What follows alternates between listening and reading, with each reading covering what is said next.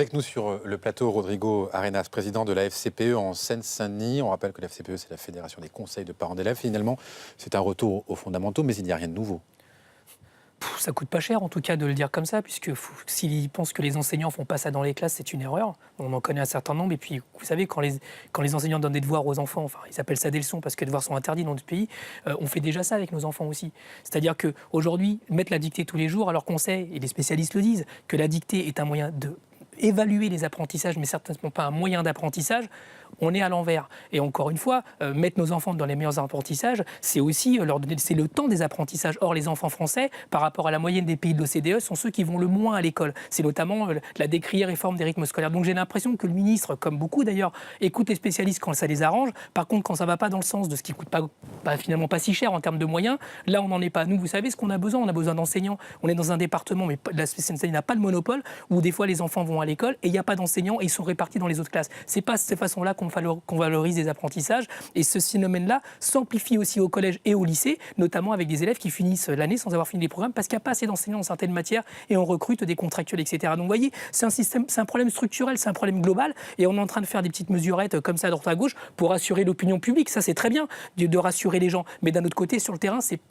pas, à notre avis, ça qui va permettre à la France de remonter dans les études PISA, les études PILS, puisque c'est de ça dont il s'agit. Oui, il y a un vrai problème de niveau en lecture, en calcul des élèves. Absolument. Certains qui arrivent en 6e sans savoir lire correctement. Pour vous, la cohérence des méthodes, des programmes, ça ne peut rien apporter. Ça ne suffit vraiment pas.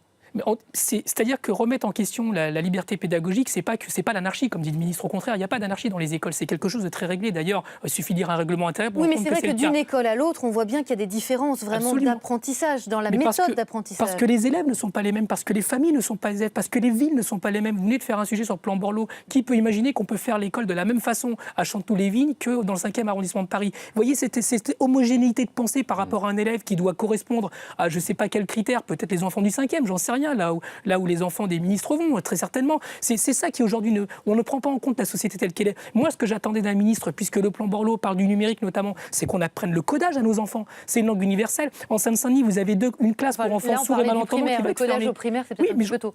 Comment ? Le codage au primaire, c'est peut-être un peu Pas du tout. On pouvait apprendre le codage dès les petites classes. C'est quelque chose qui se fait notamment dans d'autres pays. Vous avez en Seine-Saint-Denis, par exemple, une classe pour enfants sourds et malentendants qui va fermer. On va les envoyer en Seine-et-Marne. On n'a rien contre les Seine-et-Marnais. C'est qu'aujourd'hui, cette langue qui est internationale, elle devrait être enseignée à tous les élèves. Vous voyez, c'est ça, avoir de l'audace. Et effectivement, on dit que Jean-Michel Blanquer et sur le passé, parce qu'il fait référence très certainement à son expérience quand il était recteur dans l'Académie de Créteil.